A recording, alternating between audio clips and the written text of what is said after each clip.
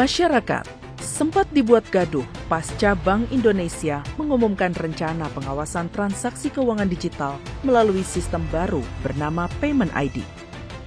Belum jelasnya aturan main, mekanisme pengawasan, hingga minimnya jaminan terhadap keamanan data pribadi masyarakat menuai kontroversi.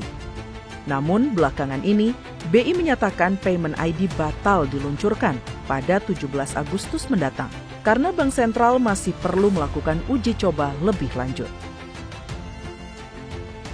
Bank Indonesia mengklaim Payment ID dirancang untuk mendorong transparansi tanpa terkecuali.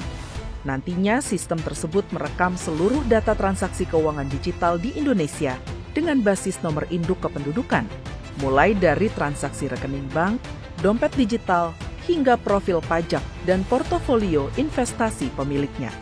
Artinya, seluruh kalangan mulai dari masyarakat kecil hingga pejabat negara akan diawasi oleh sistem tersebut.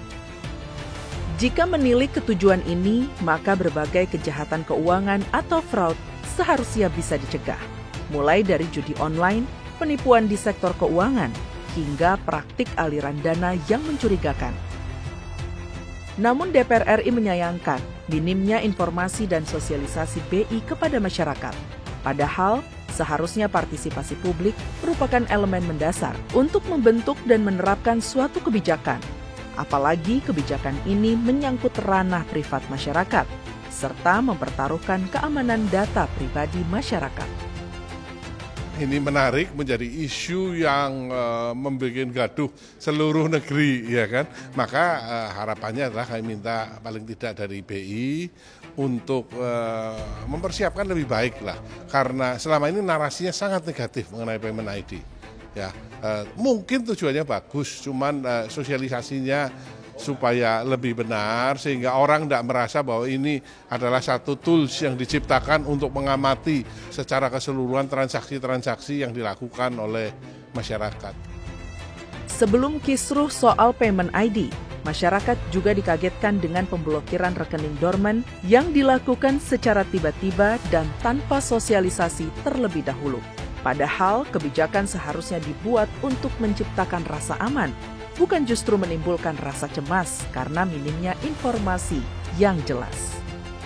Dampaknya nanti ke pemerintah sendiri gitu, jadi jangan sampai masyarakat itu dikaget-kaget terus gitu ya dengan kebijakan pemerintah yang mungkin maksudnya itu tidak seperti itu, tapi karena kurang tepat waktunya atau sosialisasinya belum utuh ditangkap oleh masyarakat, akhirnya muncul keresahan. Di sisi lain, pengintegrasian transaksi keuangan digital dengan NIK juga memunculkan kekhawatiran besar soal ancaman kebocoran data pribadi. Komisi 1 DPR RI menilai sudah seharusnya peluncuran Payment ID ini ditunda sampai BI dan pemerintah benar-benar memiliki infrastruktur perlindungan data yang mumpuni. Kasus kebocoran data yang masih terus terulang menjadi bukti rapuhnya sistem perlindungan data di tanah air. Karenanya, Payment ID harus memiliki kesiapan di segala lini, termasuk tentang bagaimana data masyarakat dilindungi, beserta sejumlah upaya mitigasi. Payment ID harus disiapkan secara matang. Untuk perlindungan terkhusus PDP-nya itu belum siap. Kenapa saya katakan belum siap? Karena banyak sekali kebocoran data yang terjadi di Indonesia.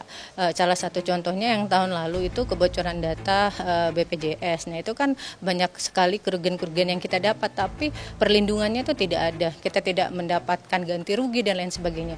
Nah ketika ini sudah mulai disinkronkan, ini kan berarti kita mengecek atau menggabungkan itu menjadi satu akun, itu kan akan sangat mudah sekali untuk diretas gitu. Nah ini yang saya tak khawatirkan, ketika perlindungan pengamanan data kita belum kuat, akan mudah sekali untuk dilakukan hacking dari pihak-pihak yang tidak diinginkan. Tim redaksi TVR Parlemen melaporkan.